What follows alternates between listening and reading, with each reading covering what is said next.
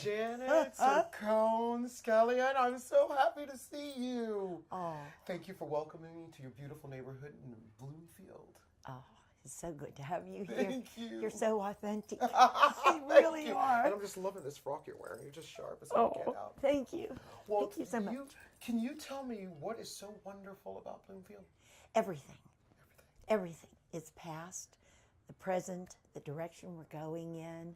And we're so rich in history. We were a plantation in the 1750s, and we raised cattle here. It was the Weinbittel plantation. He was from Germany, and he was a revolutionary, involved in the Revolutionary War. They grazed cattle here, took him down over the hill where he had tanneries. He made coats and shoes, took the beef down to the point, provided beef for the Revolutionary War. He was a real hero. And then he had German people immigrate here to Bloomfield, and they built that whole hillside with all these houses. And when you come over the Bloomfield Bridge, a lot of people look over there and they say, oh, that looks like villages in Italy. But it isn't. They were designed to be like villages in Germany. Oh, okay. That's why they look a little different from the rest of Bloomfield. Yes. Okay. And so then, actually, as time had passed and his children started to take over the property, and he had left them this big estate, we had 325 acres. And we had just then gone through the Civil War. And with the Civil War being over, we were getting ready in 1869 to be annexed to the city of Pittsburgh. So what Kitty did before being annexed, she named all of these streets after her family, her brother-in-laws, relatives. Gross was a brother-in-law, Baum, Eveline was a sister-in-law, Harriet was another sister-in-law, Matilda from Matilda Street was a niece, and she donated the park, Matilda McConnell, and all around, and Ralph was also a brother-in-law. So they named all the streets after family members, and then she started to sell off acreage. When she did, that's when Henry Lynch came. It was the coming of the Orangemen, and we had the Protestant Irish here in Bloomfield. And he built a historical landmark now, which used to be Earthline Academy on Weinbittel Street. Oh, I know, yeah. And now it's the Waldorf School, and that's a historical landmark, as well as Whistler School is a historical landmark for the Department of Interior. And so it's a place with rich in history, and so many changes after each war.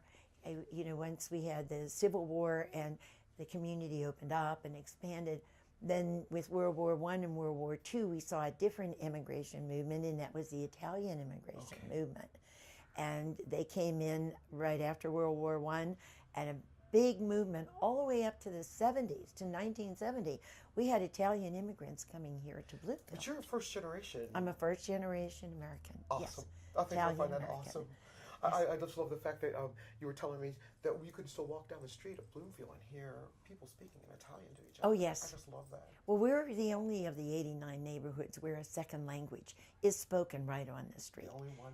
And you know, we're known as Little Italy Oh, of yeah. Pittsburgh. Oh, yeah. I come to all the festivals. Oh, well, we have that. We have the Halloween parade. We have the church festival. We have the marathon. We have all kind of community activities, like almost once a month something is going on. And we're really embracing new people coming in with changes. I was just going to ask you.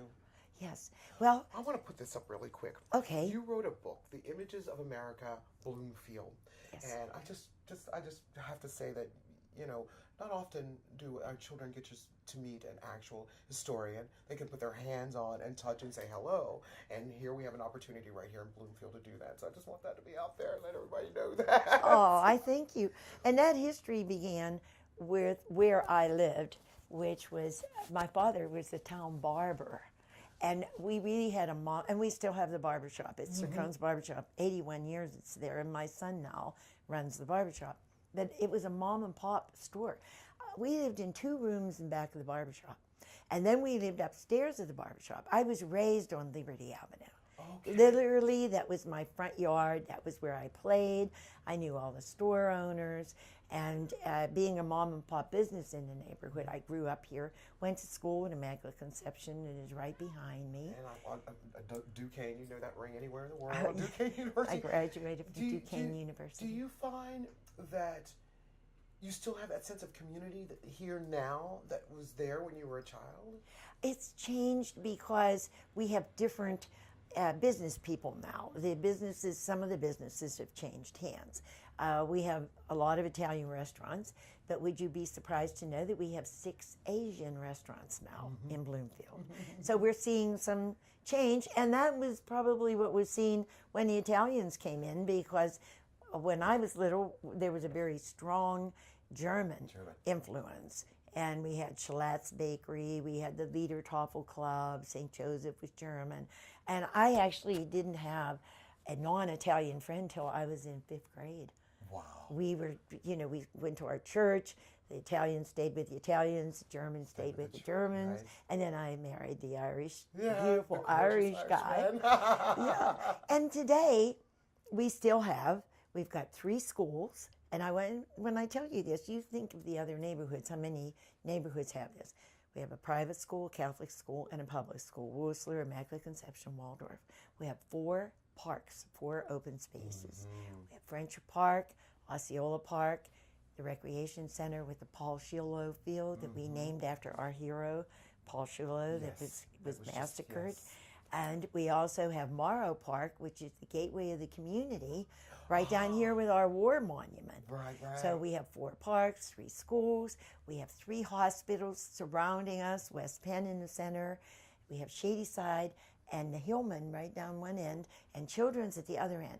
Do you know the change that has made in terms of interest in the neighborhood?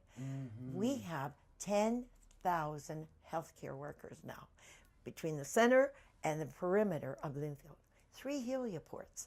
Yeah, that's amazing. How many neighborhoods have 3 hospitals, 3 schools, 4 parks, 3 heliports, and a beautiful business district? And also, Baum Boulevard is our business district. Oh, we have 2 hotels. Yes, that's right. We got 2 new hotels. 2 hotels. The Hyatt House is coming. We have the Marriott. I mean, there isn't anything that's missing from cradle to grave. We have religion. We have parties. We have weddings. We have parades. And the community is very loving. Where do you see Bloomfield in 25 years? In 25 years, I think the houses are very sturdy, as you can see in our green spaces here and Friendship Avenue and the houses off of Friendship Avenue. Even though they were built in the 1800s and the early 1900s, I think the housing market will still be very sturdy. You may see different groups of business people changing. I think Liberty Avenue will still continue to be the spine of the neighborhood.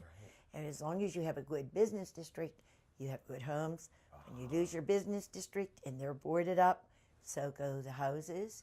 And so we're very fortunate. We have a brand new business group, Bloomfield Business Owners, 2013. They've just started a new group and welcoming in also new business people. I think the Liberty Avenue will stay as the spine. You may see some changes. There are changes in healthcare. So we might be riding the biggest crest right now because of healthcare being what it is. But in 25 years, that could possibly change. That's change. Yeah. You think for the better or for the worse? Well, I can't imagine what's coming in its place. Yeah. That's the thing. In another 5 years, I could tell you the way the wind is blowing. Right now, everything is in our favor here, and we've got lots of jobs in the neighborhood. Young people well, I know in. when you walk through, everybody's like, hello. I'm like, oh, wow, I love it. The children know you, the older folk know you, and everybody in between knows you.